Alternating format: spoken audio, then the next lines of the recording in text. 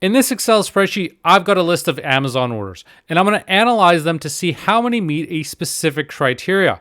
I'm going to look at an individual criteria and also multiple criteria, factoring things like dates and values and ranges. So not just looking for a specific value, but if it falls within a specific range. So doing a complex calculation to see how many values fall within a specific range or a range of dates. So let's get started with a really simple example, just counting how many of these orders fall within the health and beauty category. So to start with, I'm going to create a simple drop-down option so that I can specify the category that I want to look at.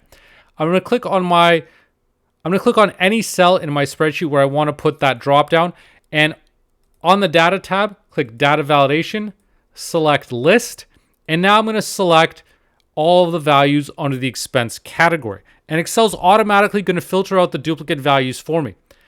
And more importantly, I've got exact values here matching what's in here. So I don't have to key in any values when doing a COUNTIF. So let's say I want to look at that health and beauty category.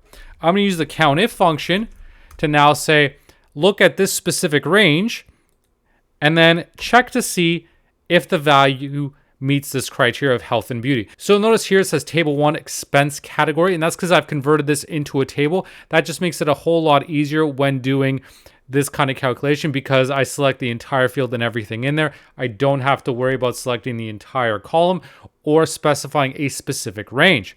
So now if I hit enter, it tells me that there's 65 orders that meet this criteria of health and beauty. So it's a very simple example just using one criteria.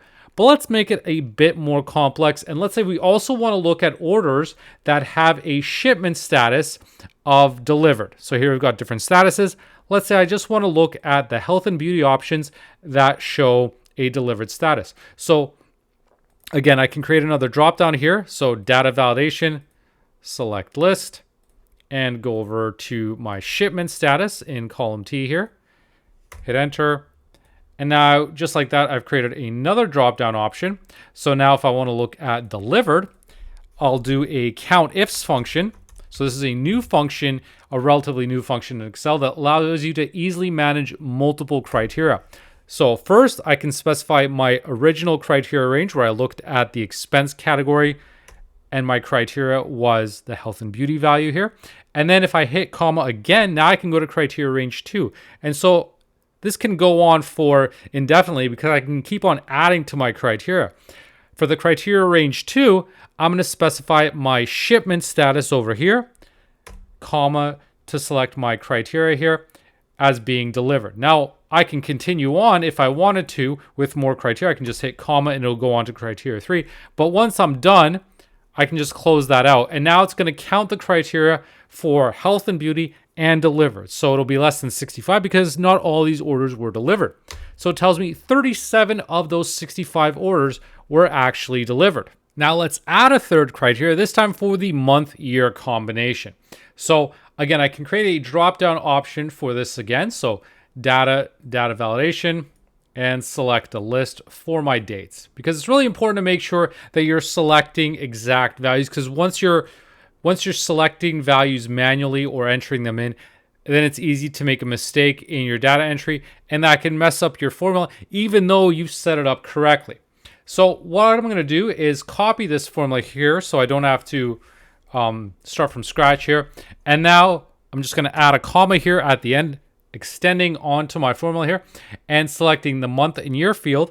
And now referencing this value of 2026-03, so for March 2026. So it tells me there was just 2 orders that met all this criteria, that were for health and beauty, that were delivered, that were also it for this month and year combination. Now let's make this a bit more complex, and let's say we want to specify not just a specific month and year, but a range of values.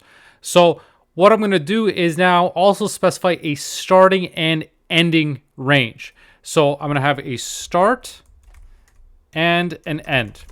So I'm going to copy this value over here and create a copy for my dropdown over here. So now I'm going to look at within range. So in this case, I want to look at if it was between January 2026 and March 2026. So here you can see my formula automatically updated because it was looking at January 2026 here. But let's say I want to look at if it falls between these ranges. So I don't want to just look exactly at if it meets this specific criteria. I want to look at a range. And so to do this, I'm going to have to actually add another set of criteria, one for the start and one for the end. But I'm not specifying an exact match because what I want to do here is AG13. That's my start. So I want to look at dates that come after this, greater than or equal to this value specifically.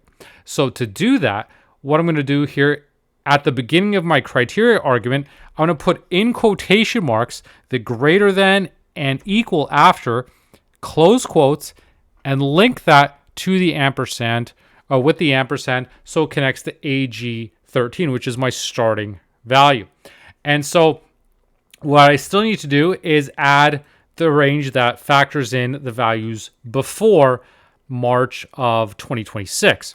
So I'm going to open up yet another criteria range, and this time I'm still going to be referencing the month and year field, but now I'm going to use again, in quotes, less than or equal to, and then ampersand, link to that specific value. So now what I'm going to be looking at is the criteria greater than this, but less than this. So I've got multiple in there, and now it tells me that there are 6 values within this range. So let's test it out. I'll filter to this table now. So I'm just looking at health and beauty items that are delivered and that are within this range. So set the shipment status here to delivered. And then if I look at 2026, the first 3 months, because I've got that equals operator, it's looking at greater than or equal. So everything that falls in here. So that's 1, 2, 3, 4, 5, and 6. So it gives me 6 items correctly identifying how many met all these criteria, and we're within this range 2026, January 2026 to March 2026. So it allows me to specify a really complex criteria that looks not just at specific ranges, not just at specific values, but also considers ranges as well. And so let's also do this with values. So I'm going to look at the unit price here, field, or actually the total amount here in column X. I'm going to look at if the orders fall within a specific range of values. I'm going to get rid of my delivered criteria just because I want to have a larger pool. So what I'm going to do is delete this for now.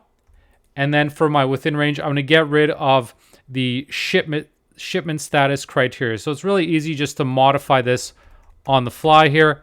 And now I just see the health and beauty items that are within this range, within this date. So I can expand my start and end dates if I wanted to. So let's say go back a full year. So I've got 22 orders to work with. And so now I can have a starting and ending value as well. Starting value, and let's say ending value. And so a lot of my orders are around $100, give or take, between $100 to $200. Usually most of them are going to range. So let's say I'm going to look at how many fall within $100 to $200 specifically. So I'm going to format these in dollars so it's clear that I'm referencing dollars, even though it's not really going to matter because it's still going to be factoring in these values regardless of how they're formatted.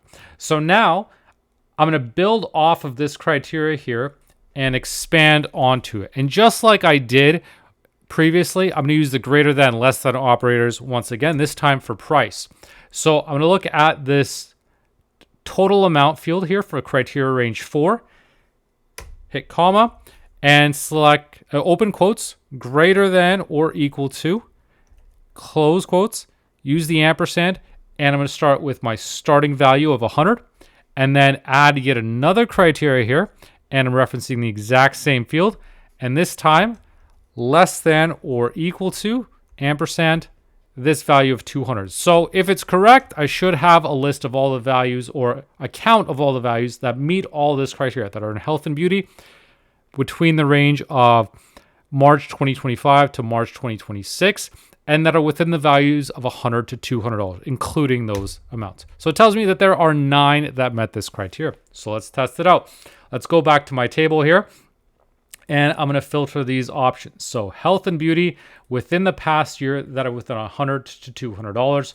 So let's select just the past 12 months here. So 2026. And now we can see the amounts here. So I can filter this between $100 and $200. And so it told me there were 6, so one, or told me there were 9. So 1, 2, 3, 4, 5, 6, 7, 8, 9. So correctly tells me that there are 9 values in here, and that is in fact what my COUNTIFs function tells me. So as you can see, it's really dynamic and easy to set this up once you're using those greater than and less than operators. The key thing to remember is to put those operators in quotes and use the ampersand to link them to the specific values that you want to reference. It's really important that you're referencing cells rather than hard coding the values, because if you're hard coding the values within your formula, it's really easy to make a mistake. But by setting up this way, you can see exactly what your criteria looks like. So if you wanted to change this to, let's say, 150 to 200, your calculation's automatically going to update. You don't have to wonder what's in that formula, what it's referencing. By referencing those cells, you can see exactly what your criteria is looking at. So that's how you use the COUNTIFs function. Hope you learned something from this video. If you did, please make sure to leave a like and subscribe for more. Thanks for watching.